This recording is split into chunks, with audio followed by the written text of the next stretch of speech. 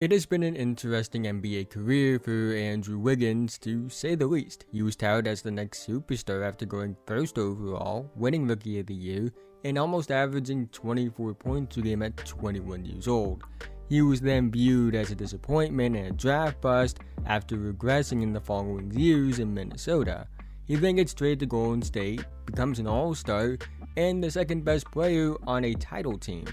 When it comes to the idea of a draft bust or what isn't a draft bust, Wiggins has always been one of the most polarizing players in those conversations.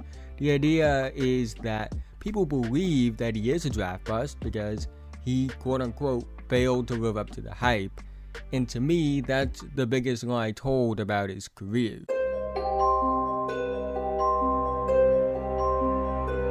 It isn't uncommon to see hype around draft prospects. In fact, I would say it's very common, and to a certain extent it is understandable. These are guys who are going to be the future of NBA basketball, and the chances of getting at least one star from each draft class is all but guaranteed.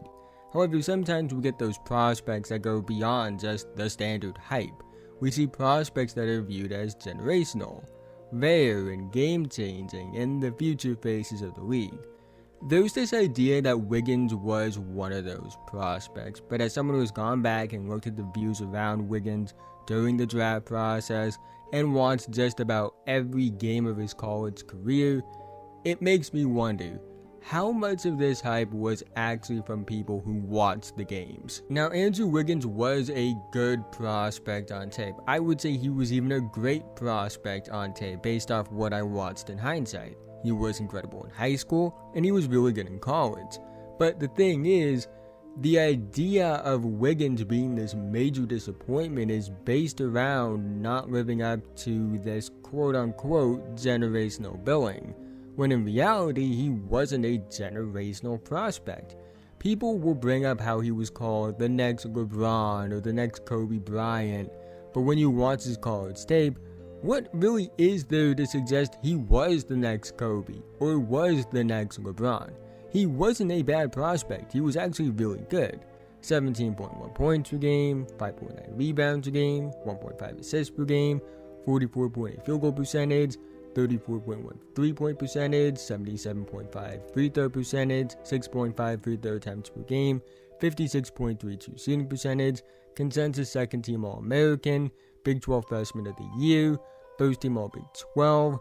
On tape, he was a freak athlete, he showcased shot creating potential, he was a really good player in transition, he was actually a great defender in college, and he honestly showcased the potential he would eventually tap into with Golden State years later on that end of the floor. I mean, he was a really good stocks player in college, averaging 1.2 steals per game and 1 block per game, which is really impressive for a guard wing type player. But at the same time, there were real questions about Wiggins as a prospect. Many times on tape, he just flat out disappeared and had no impact on the game.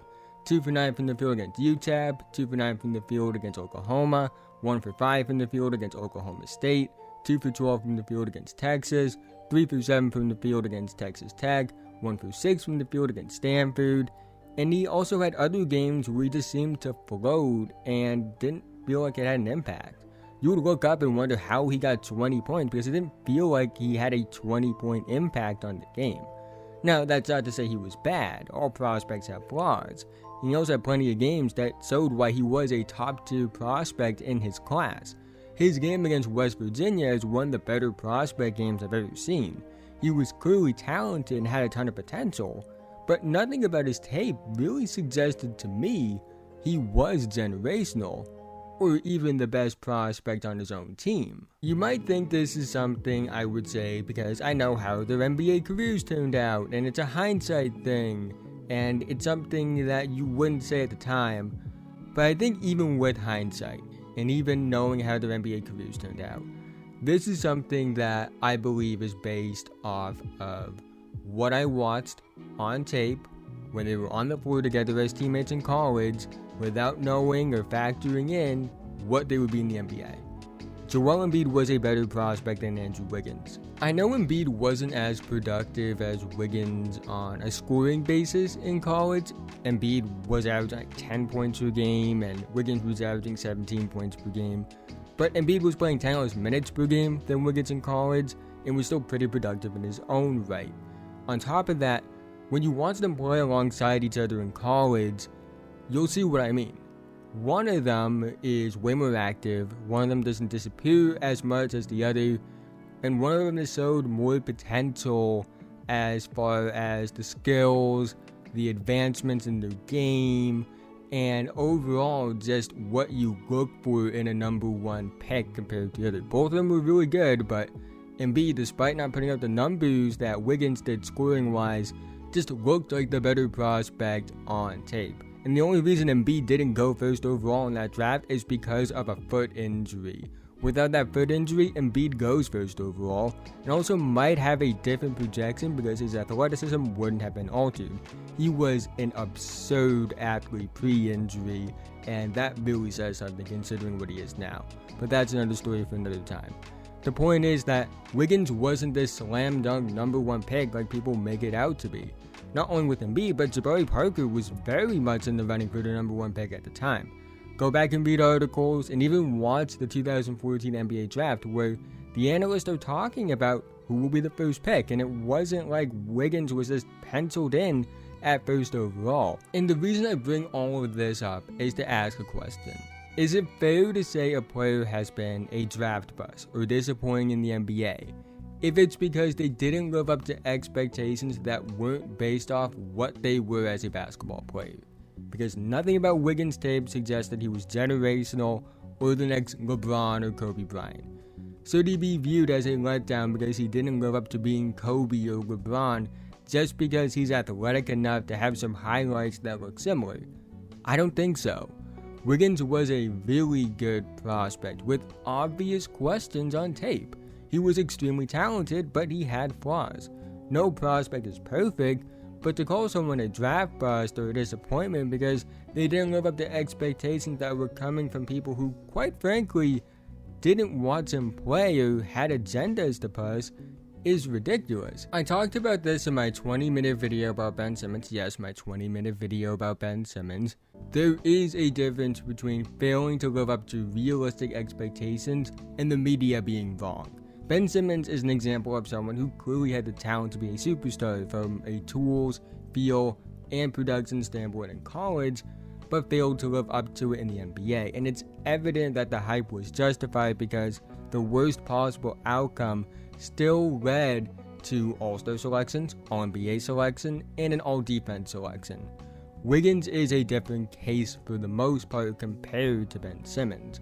I do think Wiggins had the athleticism and tools on top of the potential to be a great player, but he never really had the mental makeup to be the guy who carried a team.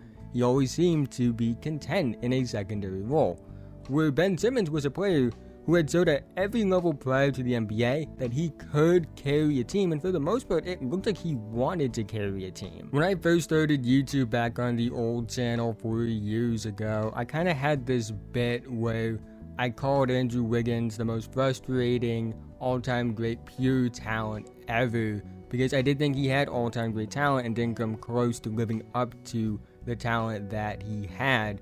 And I kind of became like the Skip Bayless for Andrew Wiggins early on YouTube.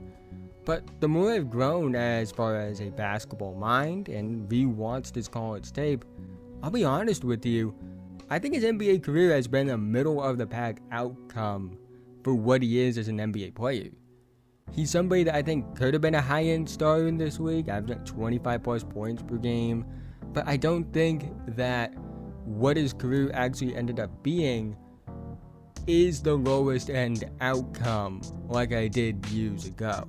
He was forced into a role he was just never wired to be at the start of his NBA career, and then quickly had to adjust to different roles on the fly during his Minnesota days.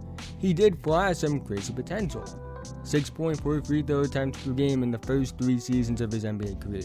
Nearly 24 points per game in year 3 of his NBA career at 21 years old. He was talented. He had a near 50-point game at one point. But to say he was underwhelming because he didn't quote-unquote live up to being a generational talent, or generational hype wasn't lived up to, is ridiculous to me. Wiggins is a very gifted player. He's in the NBA for a reason. He's put up numbers in the best league in the world for a reason. but he wasn't a generational talent, and no serious NBA draft person was saying that at the time. You can go back and look at it. It was media outlets and mixtapes on YouTube saying that. So to use what was based off creating something for clicks, views, and attention rather than actual prospect analysis is just really silly, to put it nicely. Wiggins didn't live up to being the first overall pick. I do think it's fair to say that. He had a lot of potential and didn't live up to all of it. But at the same time, we shouldn't be acting like he's one of the biggest disappointments ever or a draft bust just because of what media outlets were saying to generate views. Especially when Wiggins has had a pretty good career. He's put up good numbers. He's averaged almost 24 points per game in the season. He's made an all-star team. He had a near 50-point game. And he was the second best player on a title team. Where honestly, he was extremely important in helping that team win a title. Especially in that Game 5 where Steph wasn't playing well and Wiggins stepped up. The point of this video isn't to act like Wiggins is a Hall of Famer. I'm not saying that at all. Or Wiggins lived up to the hype. Or Wiggins is the best first overall pick ever and he isn't a draft bust. Well, he isn't a draft bust. I don't care what anyone says. He's not one. The point of the video is to explain one of my biggest basketball philosophies. Expectations shouldn't be based off what the media and YouTube mixtapes claim. Expectations should be based off what the tape shows.